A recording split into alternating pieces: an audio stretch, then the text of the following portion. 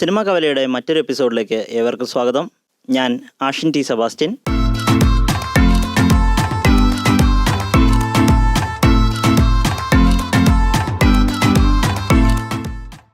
ഇന്ന് നമ്മളിവിടെ ചർച്ച ചെയ്യാൻ പോകുന്ന സിനിമ ഗിരീഷ് ഏടി സംവിധാനം ചെയ്ത പ്രേമലു.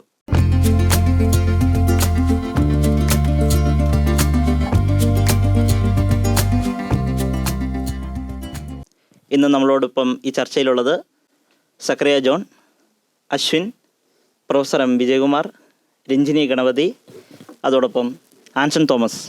ഈ ചർച്ച നമുക്ക് വിജയകുമാർ സാറിൽ നിന്ന് ആരംഭിക്കാം. നമസ്കാരം ആഷൻ. ഈ സിനിമ വാസ്തവം പറഞ്ഞാൽ മരുഭൂമിയിൽ ഒരു മഴ പെയ്യുന്നത് മാതിരിയാണ്. കാരണം കുറച്ചു കാലമായിട്ട് മലയാള സിനിമയിൽ ഒരു താരാധിപത്യം ഉണ്ടായിരുന്നു. താരങ്ങൾ തന്നെയാണ് സിനിമ സംവിധായകനെ തീരുമാനിക്കുന്നത്, അവർ തന്നെയാണ് സ്ക്രിപ്റ്റ് റൈറ്ററെ തീരുമാനിക്കുന്നത്, അവരുടെ കമ്പനിയാണ് പ്രൊഡ്യൂസ് ചെയ്യുന്നത്, അവരുടെ കമ്പനി തന്നെയാണ് ഡിസ്ട്രിബ്യൂഷൻ. അപ്പം അങ്ങനെ കുറച്ച് നാളായിട്ട് താരാധിപത്യം ഉണ്ടായിരുന്ന അല്ലെങ്കിൽ ഇപ്പോഴുമുള്ള രംഗമാണ് മലയാള സിനിമ നിർമ്മാണം. ഈ നിർമ്മാണ മേഖലയിലേക്ക് പുതുതായിട്ട് വരുന്ന ഒരു സിനിമയാണ് പ്രേമലു എന്ന്. ആ ടൈറ്റില് പ്രേമമെന്ന് തന്നെയാണ്. പ്രേമമെന്നൊരു സിനിമ നേരത്തെ ഇറങ്ങിയതുകൊണ്ടായിരിക്കാം ഒരു പക്ഷേ അതിനൊരു തെലുങ്ക് പേര് ഉണ്ടാകട്ടെ എന്ന് ഈ പ്രൊഡ്യൂസർ തീരുമാനിച്ചത്. ഞാൻ നേരത്തെ പറഞ്ഞതുപോലെ തന്നെ ഒരു ആശ്വാസം ഉണ്ടാകുന്ന തരത്തിലാണ്. എന്നുവെച്ചാൽ കുറച്ച് നാളായിട്ട് നമ്മുടെ നായകന്മാരും നായികമാരും എല്ലാം വളരെ പ്രായമുള്ള ആളുകളാണ്. ആ പ്രായമുള്ള ആളുകളുടെ പ്രേമമാണ് നമ്മൾ കണ്ടുകൊണ്ടിരുന്നത്.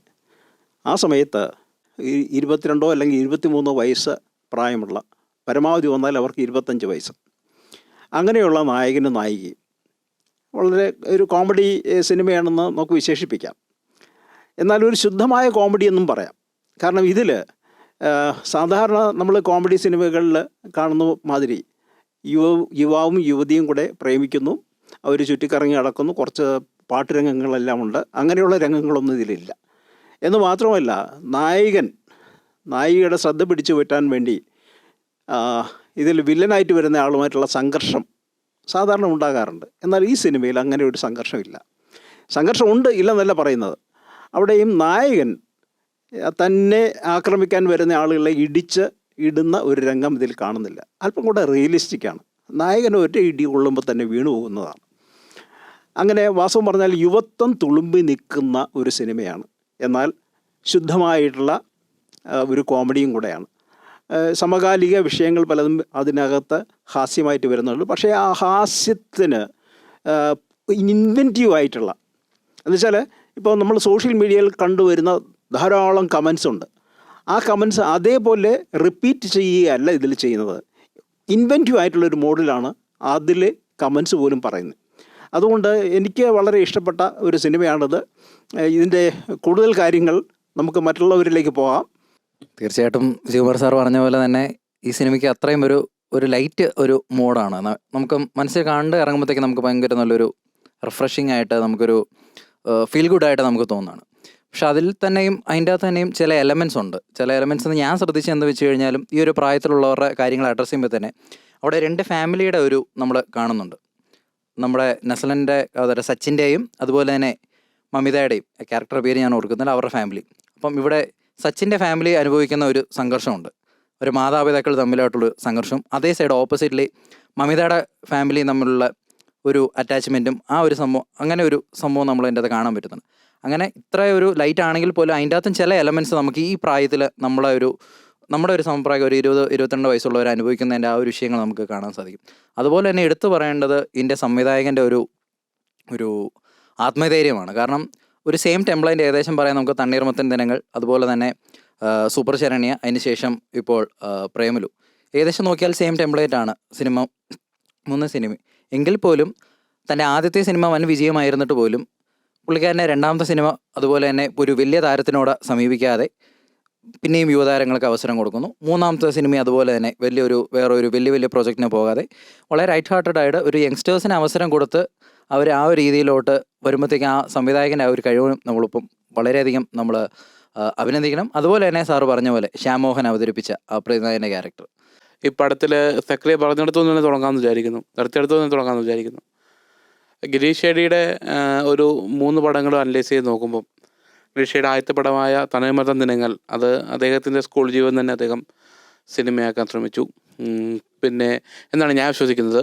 സൂപ്പർ സർനെയ ഈ പറഞ്ഞ പോലെ തന്നെ സെയിം ടെംപ്ലേറ്റിലുള്ള ഒരു സിനിമ തന്നെയാണ്. അപ്പം ഗിരീഷ് ഷെഡിയുടെ 3ാമത്തെ പടം കാണാൻ ഞാൻ തിയേറ്ററിൽ കയറിയപ്പം I was expecting something different. ആ ഒരു ഡിഫറൻസ് അല്ലെങ്കിൽ ആ USP എന്ന് പറയുന്ന സാധനം ഇതിലില്ല. വിജയകുമാർ സാറ് പണ്ട് താരാധിപത്യത്തെ പറ്റി പറഞ്ഞ പോലെ തന്നെ എനിക്കിവിടെ പറയാനുള്ളത്, നമുക്ക് പരീക്ഷ വിജയിച്ച സെയിം ഫോർമുല എടുത്ത് വീണ്ടും വീണ്ടും പരീക്ഷ വിജയിച്ചു. തിയേറ്ററിൽ ആൾ കയറും, സിനിമ വിജയിക്കുമെന്നതിനപ്പുറത്ത് സിനിമയുടെ മൂല്യത്തെ അളക്കുകയാണെങ്കിൽ എനിക്ക് പ്രേമലുവിന് വലിയ ഞാനൊരു 10 ഒരു 5 6 മാർക്കൊക്കെ കൊടുക്കുള്ളൂ.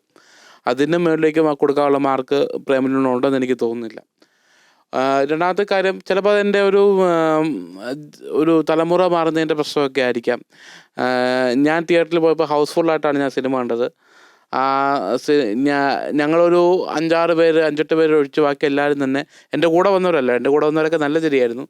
അല്ലാണ്ട് ഒരു തിയേറ്ററിൽ മൊത്തം ഞാൻ ഒബ്സർവ് ചെയ്തപ്പോൾ 5-8 പേര് ഒഴിച്ച് ബാക്കി എല്ലാവരും വളരെ ഉല്ലസിച്ച സിനിമ കാണുന്ന ഒരു കാഴ്ചയാണ് ഞാൻ കണ്ടത്. അപ്പം എപ്പോഴും നമ്മൾ സിനിമ എടുക്കുമ്പം ശ്രദ്ധിക്കേണ്ടുന്ന ഒരു കാര്യം, നമ്മൾ സിനിമ എപ്പോഴും ഒരു 14 to 25 ഈ ഏജ് ഗ്രൂപ്പിലാണ് നമ്മൾ എപ്പോഴും സിനിമ എടുക്കാറ്. അപ്പം ആ ഒരു കാര്യം കൃത്യമായിട്ട് അറിയാവുന്ന ഒരു സംവിധായകനാണ് ഈ സിനിമ എടുത്തതെന്നുള്ള കാര്യം ആ തിയേറ്റർ റെസ്പോൺസിൽ എനിക്ക് മനസ്സിലായി. സിനിമ ചില കോമഡികളൊക്കെ അടിപൊളിയായിരുന്നു, പക്ഷേ ചിലതൊക്കെ കുറച്ച് എക്സാജറേറ്റഡ് ആയിട്ടും കുറച്ച് ഓവർ റേറ്റഡ് ആയിട്ടും തോന്നി. അതോടൊപ്പം തന്നെ വളരെ ഇപ്പോൾ നമ്മൾ ജെൻസി ആയിട്ടാണ് എനിക്ക് പടം ഫീൽ ചെയ്തത്. എന്ന് വെച്ചാൽ നെക്സ്റ്റ് ജനറേഷൻ മൂവി ആയിട്ട് എനിക്ക് തോന്നിയത്. അവിടെ ലൈഫ് ഭയങ്കരമായിട്ട് പോർട്രേ ആയിട്ടുണ്ട്. അതുകൊണ്ട് തന്നെ ഇപ്പം ഞാൻ തണ്ണീർമത്തൻ അല്ലെങ്കിൽ ഞാൻ എൻ്റെ ചെറുപ്പകാലത്ത് പ്രേമം സിനിമ കണ്ട് ഇതുപോലെ ഇതിനെക്കാട്ടും ആഘോഷിച്ചതാണ് പ്രേമം സിനിമ. അല്ലെങ്കിൽ തണ്ണീർമത്തൻ ദിനങ്ങളും എൻ്റെ ഒരു സ്കൂൾ ലൈഫ് എന്ന നിലയിൽ എനിക്ക് റിലേറ്റ് ചെയ്യാൻ പറ്റിയായിരുന്നു. പക്ഷേ ഇതെനിക്ക് ആ ഒരു രീതി കണക്ട് ചെയ്തില്ല. പക്ഷേ technically cinema is A brilliant movie. നല്ല തിരക്കഥയായിരുന്നു, നല്ല ബ്രില്യൻ്റ് ആയിട്ടുള്ള പാക്ഡ് ആയിട്ടുള്ള മൂവിയാണ്. അതോടൊപ്പം തന്നെ അതിൻ്റെ ബാക്കി ടെക്നിക്കൽ വശങ്ങളെയൊക്കെ പറ്റി സംസാരിക്കാൻ ഇവിടെ വേറെ ആളുകൾ തയ്യാറായിട്ടുണ്ട്. അൻസാറ് ഇപ്പോൾ നമ്മളോട് പറഞ്ഞു സിനിമയിൽ തിയേറ്ററിൽ ആൾക്കാരിരുന്ന് ചിരിക്കുകയുണ്ടായി സിനിമ കണ്ടിട്ട്. പക്ഷേ സാറിന് അത്ര ഹാസ്യപരമായിട്ട് തോന്നിയില്ലെന്ന് എനിക്ക് പേഴ്സണലായിട്ടുള്ളൊരു അഭിപ്രായം ഉണ്ടോ? എനിക്ക് തോന്നുന്നു. സിനിമയിൽ പ്രേമലു എന്ന സിനിമയിൽ കൂടുതലായിട്ടും നമ്മൾ കഴിഞ്ഞ വർഷങ്ങളിലാണേലും കഴിഞ്ഞ മാസങ്ങളിലാണേലും കണ്ടുവരുന്ന കുറേ ട്രോളുകളുണ്ട്, കുറേ ഡയലോഗുകളുണ്ട്. അതെല്ലാം വളരെ നല്ല രീതിയിൽ സിനിമയിൽ ബ്ലെൻഡ് ചെയ്യാൻ സാധിച്ചിട്ടുണ്ട് സംവിധായകൻ. അപ്പോൾ അതുകൊണ്ടാണ് കൂടുതലും ആൾക്കാർക്ക് എൻഗേജിങ് ആയത് എന്നാണ് എനിക്ക് തോന്നുന്നത്. പ്രേമലു സിനിമ ഇപ്പോൾ എന്നെ സംബന്ധിച്ച് നോക്കുവാണെങ്കിൽ എനിക്ക് വളരെ ഇഷ്ടപ്പെട്ടൊരു സിനിമയാണ്. കാര്യം ഇപ്പോൾ കുറച്ച് അധികം നാളായിട്ട് കുറേ സീരിയസ് സബ്ജക്ട്സാണ് മലയാളത്തിൽ അടുത്തിടെയായിട്ട് വന്നുകൊണ്ടിരിക്കുന്നത്. ഇപ്പോൾ ഇറങ്ങിയ കുറച്ച് സിനിമകൾ നോക്കിയാൽ പോലും ത്രില്ലർ മോഡിലുള്ളത് അല്ലെങ്കിൽ കുറച്ച് സീരിയസ് ആയ വിഷയങ്ങൾ കൈകാര്യം ചെയ്യുന്ന സിനിമകൾ ഇറങ്ങിക്കൊണ്ടിരിക്കുന്ന ഒരു വേളയിൽ ഒരു വളരെ ലൈറ്റായിട്ട് ആൾക്കാർക്ക് തിയേറ്ററിൽ പോയി ഫാമിലിയായിട്ട് പോയി കണ്ട് എൻജോയ് ചെയ്ത് വരാൻ പറ്റുന്ന ഒരു സിനിമ. ആ നിലയ്ക്ക് കാണുമ്പോൾ എനിക്ക് നല്ലോണം വർക്കായ ഒരു സിനിമയാണ് ഈ പ്രേമലു എന്ന് പറയുന്നത്. പിന്നെ ഈ പ്രേമലു എന്ന വാക്ക് തന്നെ വരുന്നത് ഇപ്പം ഹൈദരാബാദിലാണ് ഈ സിനിമയുടെ ഒരു മേജർ പോർഷനും പ്ലേസ് ചെയ്തേക്കുന്നത്. അപ്പോൾ ആ ഒരു തെലുങ്ക് അല്ലെങ്കിൽ ആ ഒരു ഹൈദരാബാദ് ഇൻഫ്ലുവൻസ് വെച്ചിട്ടാണ് ഈ പ്രേമലു എന്ന പേര് തന്നെ ഇട്ടേക്കുന്നത്. പിന്നെ മലയാള സിനിമ പൊതുവെ പോകാത്തൊരു ലൊക്കേഷൻ കൂടിയാണ് ഹൈദരാബാദ്. ഇപ്പോൾ ഒരു ടെക്കി വേൾഡ് എപ്പോഴും പോർട്രേ ചെയ്യുന്ന സമയങ്ങളിലെല്ലാം ബാംഗ്ലൂരിലേക്കാണ് മലയാള സിനിമ ആദ്യം ഓടിച്ചെല്ലുന്നത്. അപ്പോൾ ആ ഒരു രീതിയിൽ നോക്കുമ്പോൾ പ്രേമലു ആദ്യമായി ഹൈദരാബാദിലേക്ക് പോയ ഒരു മലയാള സിനിമ എന്ന് നമുക്ക് പറയാം. അവിടെയും ടെക്കികളുടെ ലൈഫ് പറയുന്നുണ്ട്. പിന്നെ എനിക്കൊരു എൻജിനീയറിംഗ് ബാക്ക്ഗ്രൗണ്ട് ഉള്ളതുകൊണ്ട് തുടക്കത്തിൽ കാണിക്കുന്ന കുറച്ച് കാര്യങ്ങൾ എനിക്ക് റിലേറ്റ് ചെയ്യാൻ പറ്റും. കാര്യം സേലത്താണ് അവർ എൻജിനീയറിംഗ് പഠിക്കുന്നത്. അപ്പോൾ അവിടെയും നിങ്ങൾ ശ്രദ്ധിച്ചാൽ മനസ്സിലാവും, ഹൃദയം സിനിമയിലെ ഒരു എലമെൻറ്റ് അവിടെ കൊണ്ടുവരുന്നുണ്ട്. ഹൃദയം സിനിമയുടെ അവസാനത്തിൽ കാണിക്കുന്ന ആ ഒരു മറ്റേ സീക്രട്ട് റൂമിൻ്റെ താക്കോല് കിട്ടുന്ന ആ ഒരു സീൻ അതും ഇവിടെ കൊണ്ടുവരുന്നുണ്ട്. അപ്പോൾ അത് തമിഴ്നാട്ടിലെ എല്ലാ എൻജിനീയറിംഗ് കോളേജുകളിലും ഇങ്ങനൊരു സീക്രട്ട് റൂം ഇല്ല. ഞാനും തമിഴ്നാട്ടിൽ എൻജിനീയറിംഗ് പഠിച്ച ഒരാളാണ്. അപ്പോൾ എൻ്റെ കോളേജിൽ അങ്ങനെ ഒരു സീക്രട്ട് റൂമൊന്നും ഇല്ലായിരുന്നു. അപ്പം ചില കോളേജുകൾ കാണുമായിരിക്കും. അപ്പം ഹൃദയത്തിൻ്റെ ഒരു ചെറിയ സീൻ അവിടെ കൊണ്ടുവന്നിട്ടുണ്ട്. പിന്നെ എൻജിനീയറിംഗ് പിള്ളേരുടെ ഫുള്ള് ലൈഫ് ഇതിൽ കാണിക്കുന്നില്ല. ജെൻസി എന്ന് മൊത്തത്തിൽ പറയാം എന്നെനിക്ക് തോന്നുന്നില്ല. ആ അഭിപ്രായത്തിനോട് എനിക്കൊരു ചെറിയ വിയോജിപ്പുണ്ട്. ഇപ്പം പടം വർക്കായാൽ മതി. ഇപ്പം ജെൻസി പിള്ളേർക്ക് മാത്രം വർക്കായതാണെങ്കിൽ സിനിമ ഇത്രയും ഹിറ്റാവില്ലല്ലോ. കാര്യം ആ ഒരു കാറ്റഗറിയിലുള്ള ആൾക്കാരല്ല കൂടുതലും വന്നിട്ടുള്ളത്. എല്ലാവരും വന്ന് സിനിമ കാണുന്നുണ്ട്. ഫാമിലി ആയിട്ട് വരുന്നവർ ഒരുപാടുണ്ട്. ഇപ്പം ഞാൻ കാണാൻ പോയ തിയേറ്ററിൽ കൂടുതലും ഈ കപ്പിൾസൊക്കെ വന്ന് കാണുന്നുണ്ട്. അപ്പോൾ അവർ തന്നെ ഈ സോ കോൾഡ് 20s +30 ആയിട്ടുള്ള ഒരുപാട് കപ്പിൾസ് സിനിമ കാണാൻ വന്നിട്ടുണ്ടായിരുന്നു. ഇതിനോട് അനുബന്ധിച്ചൊരു കാര്യം, ഇപ്പോൾ ഈ വയസ്സിൻ്റെ കാര്യം പറഞ്ഞതുകൊണ്ട് ഓഡിയൻസിൻ്റെ പ്രായത്തിൻ്റെ ഇതനുസരിച്ചാണ് ആളുകളുടെ സംവേദനക്ഷമത എന്നുള്ളതാണല്ലോ ആൻസൺ സാറും അതുപോലെ തന്നെ ഇപ്പോൾ അശ്വിനും സൂചിപ്പിച്ചത്. എന്നാൽ 73 വയസ്സായ ഒരാളാണ് ഞാൻ. എന്നേക്കാളും പ്രായമുള്ള ധാരാളം ആളുകൾ സിനിമ കാണാൻ പോയിട്ടുണ്ട്. ഞാൻ പോയ ദിവസം തന്നെ എന്നോടൊപ്പം പ്രായമുള്ള അല്ലെങ്കിൽ എന്നേക്കാളും കൂടുതൽ പ്രായമുള്ള ആളുകൾ വന്ന് ഈ സിനിമ ആസ്വദിക്കുന്നത് ഞാൻ കണ്ടിട്ടുണ്ട്. അതുകൊണ്ട് ഈ യുവാക്കൾക്ക് വേണ്ടി നിർമ്മിച്ച ഒരു പടമാണ് എന്ന് പറയുന്നതിൽ അർത്ഥമില്ല. കാരണം ലവ് എന്ന് പറയുന്നത് യൂണിവേഴ്സലാണ്. അത് പിന്നെ ചെറിയ ഒരു കുട്ടിക്കും പ്രേമം തോന്നാം, അതുപോലെ തന്നെ വാർദ്ധക്യത്തിലുള്ള ഒരാൾക്കും പ്രേമം തോന്നാം. അതുകൊണ്ട് തന്നെ പ്രേമം യൂണിവേഴ്സലായിട്ടുള്ളൊരു സംഗതിയാണ്. അത് നല്ലവണ്ണം ഈ സിനിമയിൽ വിന്യസിപ്പിച്ചിരിക്കുന്നു എന്ന് വേണം മനസ്സിലാക്കാൻ. എനിക്ക് ഈ മൂവി വളരെ ഇഷ്ടപ്പെട്ടു. ബിക്കോസ് നല്ല എൻ്റർടൈൻമെൻ്റ് ആയിരുന്നു. ഫസ്റ്റ് ഹാഫ് ഫുള്ളും നല്ല കോമഡി ആയിരുന്നു. പിന്നെ സെക്കൻഡ് ഹാഫ് അത് തന്നെ. ഒരാളുടെ ജീവിതം ശരിക്കും അങ്ങനെ തന്നെ, അതായത് എന്താ പറയുക, ഒരു മിഡിൽ ക്ലാസ് ഫാമിലിയിലുള്ള ഒരാളുടെ ജീവിതം, എഞ്ചിനീയറിംഗ് പഠിച്ച ഒരാളുടെ ഇത് കാണിച്ചത് എനിക്ക് ഇഷ്ടപ്പെട്ടായിരുന്നു. ശരിക്കും റിയാലിറ്റി ആയിട്ട് നമുക്കത്, ഹീറോയുടെ പേര് ഞാൻ ഓർക്കുന്നില്ല, പക്ഷേ സച്ചിനായിട്ട് തന്നെ ഞാൻ കണ്ടു. അത്രയ്ക്കും നല്ല ആക്ടിങ് ആയിരുന്നു ഹീറോയുടെയും ഹീറോയിനിയുടെയും. പിന്നെ ഈ സാറ് പറഞ്ഞ പോലെ പ്രേമം എന്ന് പറയുന്നത് യൂണിവേഴ്സാണ്.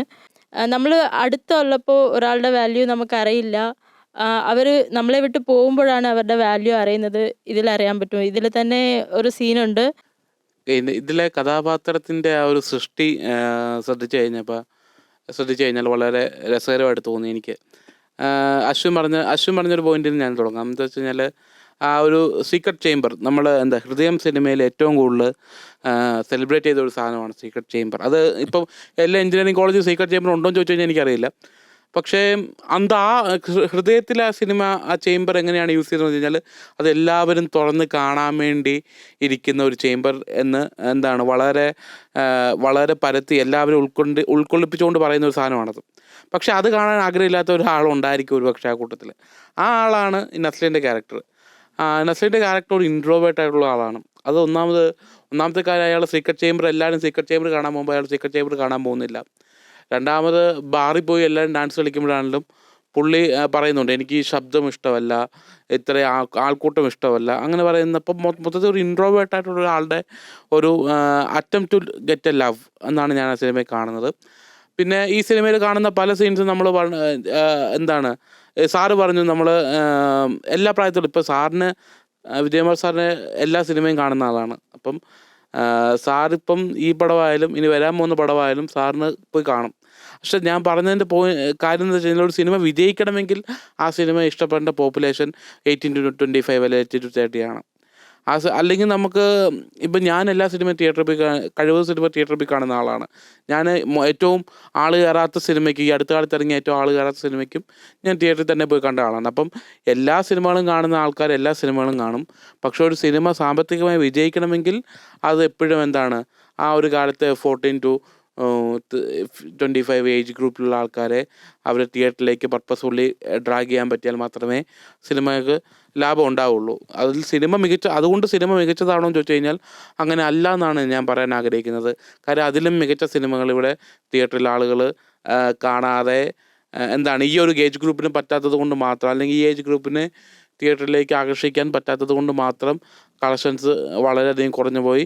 മുടക്കുമുതൽ പോലും തിരിച്ചു കിട്ടാത്ത സിനിമകൾ ഈ അടുത്ത കാലത്ത് തന്നെയുണ്ട്. ഞാൻ സിനിമയുടെ പേര് പറയാൻ ഞാൻ ആഗ്രഹിക്കുന്നില്ല എന്നേ ഉള്ളൂ.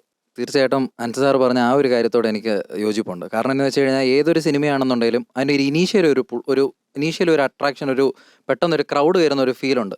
അത് തീർച്ചയായിട്ടും സാർ പറഞ്ഞ പോലെ ഈ 14 to 25 ഇപ്പം ചില സിനിമകളൊക്കെ നമുക്ക് കാണാം വിജയം ഒരു ദിവസം കൂടുന്തോറും നമുക്കങ്ങനെ വിജയിക്കാൻ കാണാം, ആൾ കയറുന്ന കാണാം. പക്ഷേ സാറ് പറഞ്ഞ പോലെ പെട്ടെന്ന് ഇനീഷ്യലി ഇറങ്ങിയ ആ ദിവസം തന്നെ പെട്ടെന്നൊരു പോസിറ്റീവ് അല്ലെങ്കിൽ സോഷ്യൽ മീഡിയയിലാണെങ്കിലും അതിൻ്റെ ഒരു ട്രെൻഡ് മനസ്സിലാക്കാൻ നമുക്ക് സാധിക്കുന്നത് തീർച്ചയായിട്ടും നമുക്ക് ആ ഒരു ഏജ് ഗ്രൂപ്പാണ്. പിന്നെ ഇതിൻ്റെ അകത്ത് നമ്മൾ പറയേണ്ട ഒരു കാര്യം നമ്മൾ ആരും അത്ര കൂടുതൽ പറഞ്ഞില്ലെന്ന് തോന്നുന്നു. നമ്മുടെ സാറിന് ജസ്റ്റ് ഒന്ന് സൂചിപ്പിച്ച് പോയി ശ്യാമോഹൻ്റെ ക്യാരക്ടർ ആ ഒരു ജസ്റ്റ് കിഡിങ്ങിൽ തുടങ്ങി നമുക്കൊരു പക്ഷേ ചിലപ്പം അയാളെ കാണുമ്പോൾ തന്നെ ആ സ്ക്രീനിൽ വരുമ്പോൾ തന്നെ നമുക്കൊരു ഒത്തിരി പ്ലസൻ്റ് ആയിട്ട് നമുക്കൊരു വില്ലനെ പോലും നമ്മൾ രസിക്കുന്ന തരത്തിലുള്ള ഒരു കഥാപാത്രം അയാൾ അത്ര ഭംഗിയായിട്ട് അവതരിപ്പിച്ചു എന്നുള്ളതാണ്. അതിൻ്റെ അകത്ത് അവസാനം വരുമ്പോൾ വില്ലനത്തം കാണിക്കേണ്ട രീതിയിൽ പോലും പുള്ളി കാണിക്കുമ്പോഴും പുള്ളിയുടെ കൂട്ടത്തിൽ അവസാനം ക്ലൈമാക്സ് രീതിയിലൊക്കെ വരുമ്പോഴാണെങ്കിൽ പോലും പുള്ളി ആ ബിഹേവ് ചെയ്യുന്ന ആ ഒരു രീതിയുണ്ട്. ആ ഒരു രീതി എന്ന് പറഞ്ഞാൽ ഇപ്പം നമുക്ക് എല്ലാവർക്കും ഇങ്ങനെയുള്ള ഒരാളെ നമുക്ക് പരിചയം കാണും. നമ്മളൊരു 20 ഒക്കെ പ്രായത്തിലുള്ളപ്പോൾ ഒരു 30+ ചേട്ടൻ നമുക്കിട്ട് ചെറുതായിട്ടൊന്ന് നമ്മളെ ഒന്ന് ഭരിക്കാൻ വരുന്ന ഒരു ചേട്ടനെയൊക്കെ നമ്മൾ എല്ലായിടത്തും നമ്മൾ കാണുന്ന ആ ഒരു ക്യാരക്ടർ വളരെയധികം റിലേറ്റബിൾ ആയിട്ട് എനിക്ക് തോന്നി. പിന്നെ അതുപോലെ തന്നെ പറയാനുള്ള നമ്മുടെ അതിൻ്റെ അകത്തെ ഹൈദരാബാദ് ഒരു ബൊമ്മലു എന്നും പറഞ്ഞുള്ള പാട്ട് നമ്മുടെ KG മർക്കോസിൻ്റെയാണ്, ഒരുപാട് നാളിന് ശേഷം അദ്ദേഹം പാടുന്നത്. അപ്പോൾ ആ ഒരു പാട്ടിന് നല്ലൊരു ഫീൽ ഈ സിനിമയ്ക്ക് കൊടുക്കാൻ പറ്റുമെന്ന് ഞാൻ വിശ്വസിക്കുന്നു. മ്യൂസിക്കിൻ്റെ കാര്യം പറഞ്ഞ പോലെ തന്നെ നമുക്ക് ഏറ്റവും എടുത്ത് പറയേണ്ട ഒരു കാര്യമാണ് സിനിമാറ്റോഗ്രഫി. അതേപോലെ തന്നെ ആകാശ് ജോസഫ് ചെയ്ത എഡിറ്റിങ്. സിനിമ ഇപ്പം സിനിമാറ്റോഗ്രഫി പറയാനാണെങ്കിലും ഷോർട്സ് ആണെങ്കിലും ആംഗിൾസ് ആണെങ്കിലും വളരെ സാധാരണ രീതിയിലുള്ളതാണെങ്കിൽ കൂടെ അത് എഡിറ്റിങ്ങിൽ വന്നപ്പോൾ വളരെ രസമായി നമുക്ക് ഫിലിം പുറത്തേക്ക് കൊണ്ടുവരാൻ സാധിച്ചു. ഞാൻ കുറേ മൂവി ഇങ്ങനെ തിയേറ്ററിൽ പോയി കണ്ടിട്ടുണ്ട്, പേഴ്സണലായിട്ടും ഫ്രണ്ട്സിൻ്റെ കൂടെ. ഞാനും എൻ്റെ ഫ്രണ്ട്സുമായിട്ടാണ് ഈ മൂവി കാണാൻ പോയത്. ഞങ്ങൾ വളരെ എൻജോയ് ചെയ്തു ഈ മൂവി, ഒരുപാട് ഇഷ്ടപ്പെട്ടു. ബിക്കോസ് ഓരോരോ കോമഡീസിന് നമുക്ക് ചിരിക്കാൻ പറ്റിയ കോമഡി തന്നെയാണ്. ബിക്കോസ് എല്ലാ ക്യാരക്ടറും നാച്ചുറലായിരുന്നു. ഇപ്പോൾ ഉപസംഹരിച്ചുകൊണ്ട് എനിക്ക് എന്തെങ്കിലും പറയണമെന്ന് എനിക്ക് തോന്നുന്നുണ്ട്. കാരണം നമ്മൾ പല കാര്യങ്ങളും ഈ സിനിമയുടെ പ്രമേയം സംബന്ധിച്ചും അതുപോലെ തന്നെ എൻ്റെ ആക്ടേഴ്സിനെ സംബന്ധിച്ചും അതുപോലെ തന്നെ എൻ്റെ സാങ്കേതിക കാര്യങ്ങളും എല്ലാം നമ്മൾ ചർച്ച ചെയ്തു. അപ്പോൾ ഇതിൽ നിന്നെല്ലാം ഒരു കാര്യം വ്യക്തമായിട്ടുണ്ട്. അതായത് ഈ സിനിമ ഏത് പ്രായക്കാർക്കും ഇഷ്ടപ്പെടുന്ന ഒരു സിനിമയാണ്. അത് നമ്മൾ സമ്മതിച്ചേ പറ്റുള്ളൂ. 2, ഈ സിനിമയുടെ ക്യാരക്ടേഴ്സായിട്ട് അപ്പിയർ ചെയ്യുന്ന ആളുകളെല്ലാം തന്നെ അവരുടെ റോള് വളരെ ഭംഗിയായിട്ട്, കാരണം നമുക്ക് എപ്പോഴും അതിലെ നായകനെ നമ്മുടെ അടുത്ത വീട്ടിലെ കുട്ടി എന്നൊരു ഓമനത്വം തുളുമ്പുന്ന ഒരു നായകൻ, ഓമനത്വം തുളുമ്പുന്ന ഒരു നായിക, അതൊരു പക്ഷേ അടുത്ത കാലത്തായിട്ട് മലയാള സിനിമയിൽ ഇല്ലാതിരുന്ന ഒരു സംഗതിയാണ്. അതുകൊണ്ടാണ് ഞാൻ ആ തുടക്കത്തിലെ തന്നെ പറഞ്ഞത്, മരുഭൂമിയിൽ പെട്ടെന്നൊരു മഴ പെയ്താലുണ്ടാകുന്ന ഒരു കുളിർമ, ആ കുളിർമയാണ് ഈ സിനിമ കൊണ്ടുവരുന്നത്. അത് ഒരു പക്ഷേ അടുത്തിടെ എങ്ങും അത്തരത്തിലുള്ള സിനിമകൾ ഉണ്ടായിട്ടില്ല. അതിൽ നിന്ന് വ്യത്യസ്തമായിട്ട് പ്രേമമെന്ന് പറയുന്നത് ലോകമുണ്ടായ കാലം തൊട്ട് തന്നെ ഉള്ളതാണ്. എല്ലാ സിനിമകളിലും, മിക്കവാറും എല്ലാ സിനിമകളിലും പ്രേമമുണ്ട്. അത് തന്നെയാണ് അതിൻ്റെ ഒരു പ്രധാനപ്പെട്ട ഒരു അംശമെന്ന് പറഞ്ഞ പ്രേമം തന്നെയാണ്. പക്ഷേ ഇതിൽ പ്രേമം വ്യത്യസ്തമായ രീതിയിൽ അവതരിപ്പിക്കുന്നു എന്നുള്ളതാണ്, നമുക്ക് ഇഷ്ടപ്പെടുന്ന രീതിയിൽ. പിന്നെ എപ്പോഴും സമകാലിക സംഭവങ്ങളുമായിട്ട് റിലേറ്റ് ചെയ്തുകൊണ്ട് സമകാലിക സമൂഹം എല്ലാം തന്നെ, രാഷ്ട്രീയം ഉൾപ്പെടെയുള്ള എല്ലാ കാര്യങ്ങളും ഈ സിനിമയിലേക്ക് വരുന്നുണ്ട്. അതുകൊണ്ട് തന്നെ എല്ലാവർക്കും കാണാവുന്ന ഒരു ചിത്രമാണിത്. ഈ സിനിമ വിജയിക്കുമെന്ന് തന്നെയാണ് എനിക്ക് തോന്നുന്നത്. ഇപ്പോൾ വിജയിച്ചുകൊണ്ടിരിക്കുകയാണ്. തീർച്ചയായിട്ടും ഇത്തരത്തിലുള്ള സിനിമകൾ നമുക്ക് ഇനിയും ഉണ്ടാകേണ്ടത് ആവശ്യമാണ്. ഇതേപോലത്തെ സിനിമ ഉണ്ടാകണമെന്നല്ല ഞാൻ ഉദ്ദേശിച്ചത്, ഇത്തരത്തിൽ നമുക്ക് മനസ്സിന് കുളിർമ തരുന്ന പടങ്ങൾ ധാരാളം ഉണ്ടാകേണ്ടത് ആവശ്യമാണ്. Thank you.